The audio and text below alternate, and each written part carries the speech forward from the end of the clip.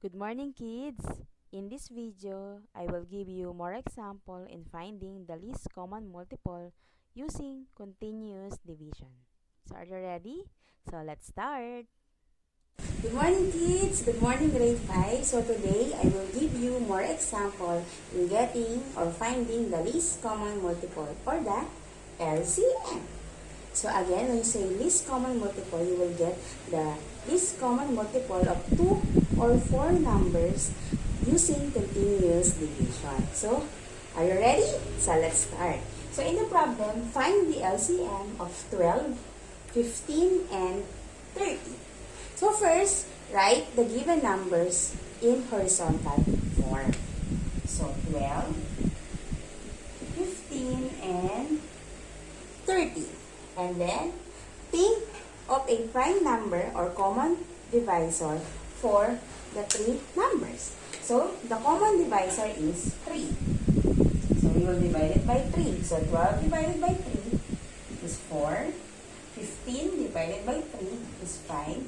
And then 30 divided by 3 is 10. And then the next step is to think again of a number that you can divide to 4, 5, and 10. So 5 and 10 has a common divisor, but not in 4.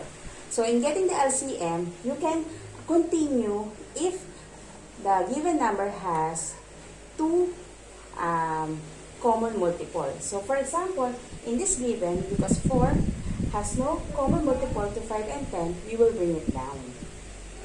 So we will bring down 4. And then 5 and 10 has a common divisor, or we will divide it by 5.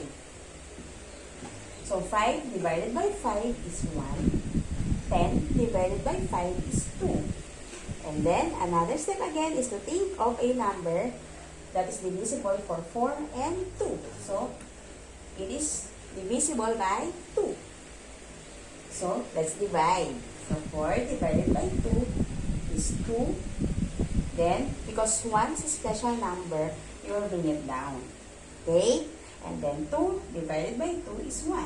So, because 1 is a special number, and then 2 is a prime number, we will stop it by here. So, let's now get the numbers at the left and the numbers at the bottom. So, 3 times 5 times 2 times 2 times 1 times 1. So, we will multiply. So, 3 times 5 is 15, times 2 is 30, times 2 is 60, times 1, and then times 1 is 60.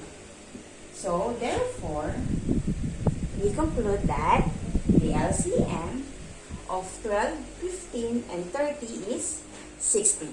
Okay, another example is I have here 4 given numbers. So, find the LCM of 5, 10, 20, and 40. So, write it horizontally.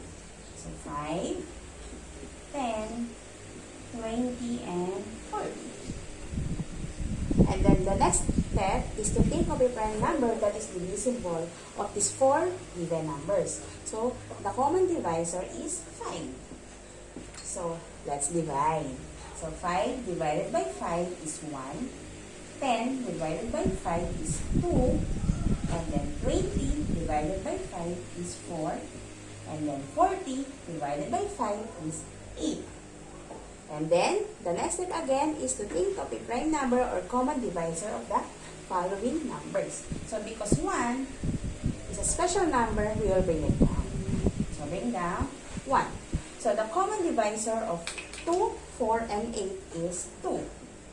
So, let's divide it by 2. So, 2 divided by 2 is 1.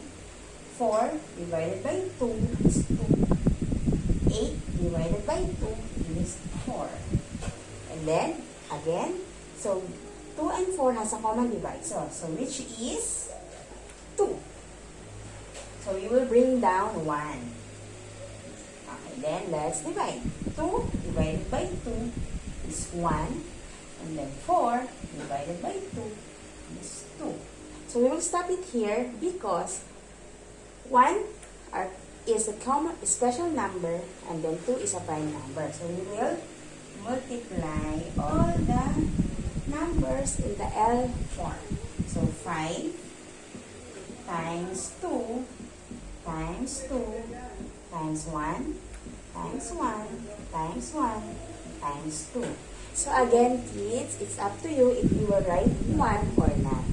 Okay, then let's multiply. 5 times 2 is 10. 10 times 2 is 20. And then times 1, and then times 2 is 40. So, the LCM of 5, 10, 20, and 40 is 40.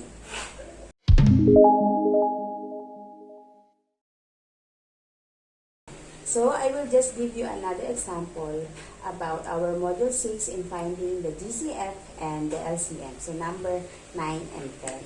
So, find the GCF and the LCM of 20, 25, and 30. So, we will divide the three numbers to 5. Because 5 is the common divisor. So, 20 divided by 5 is 4. 25 divided by 5 is 5. 30 divided by 5 is 6.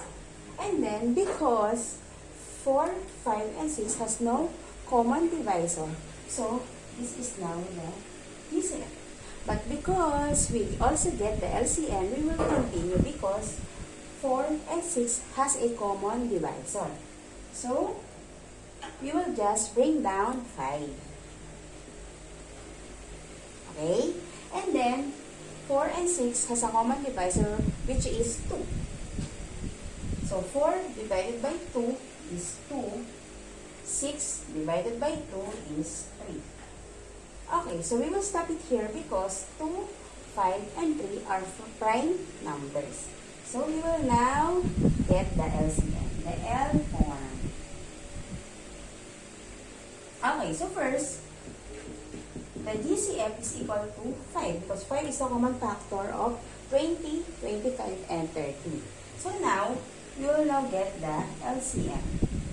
So 5 times 2 times 2 times 5 times 3. And then we will multiply. So 5 times 2 times 2 times 5 times 3 is equal to 300. So, the GCF of 20, 25, and 30 is 5, while the LCM of 20, 25, and 30 is 300. Okay? So I hope getting the LCM or the least common multiple is now clear to all of you. If you have any question, don't hesitate to ask Teacher Magda. For that, thank you for watching. Bye-bye!